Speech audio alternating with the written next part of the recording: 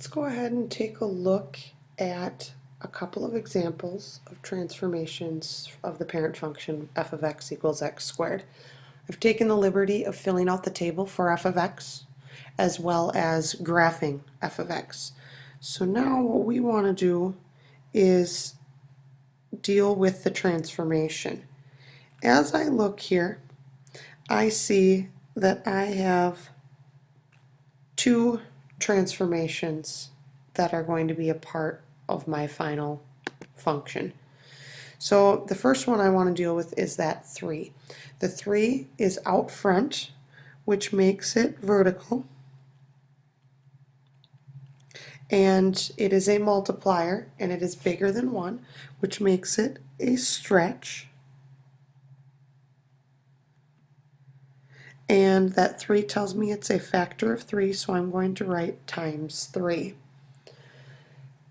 The minus 2, it is outside, therefore it makes it vertical. It is adding and subtracting, which makes it a shift. And it says minus 2, so it is down 2.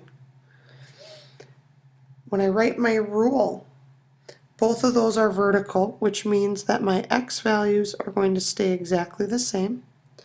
And the vertical stretch times 3 tells me I'm going to take y and multiply by 3. And then I'm going to shift down 2, which is minus 2.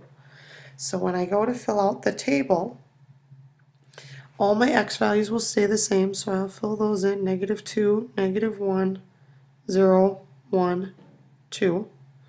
And it tells me, according to my rule, that all my y values will be multiplied by 3 and then subtracted 2. So 4 times 3 is 12, minus 2 is 10. 1 times 3 is 3, minus 2 is 1.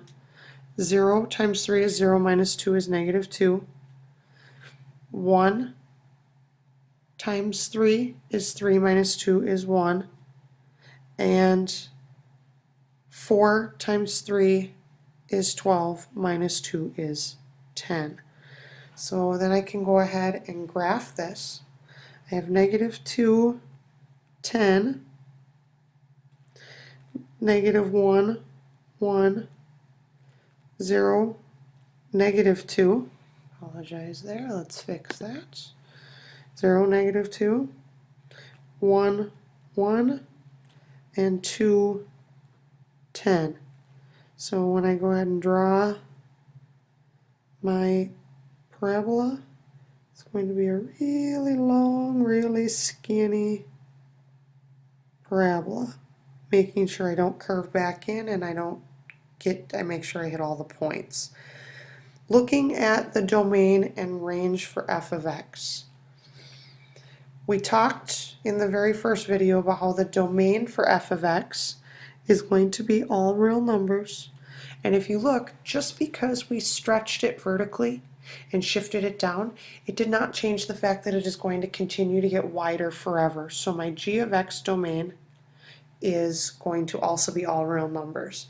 That will not change no matter what the transformation is, which is really nice.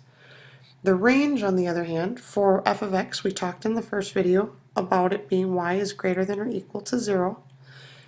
Now with g of x, we notice it shifted down 2, which makes my bottoming out point now -2, which means that y is going to be greater than or equal to -2.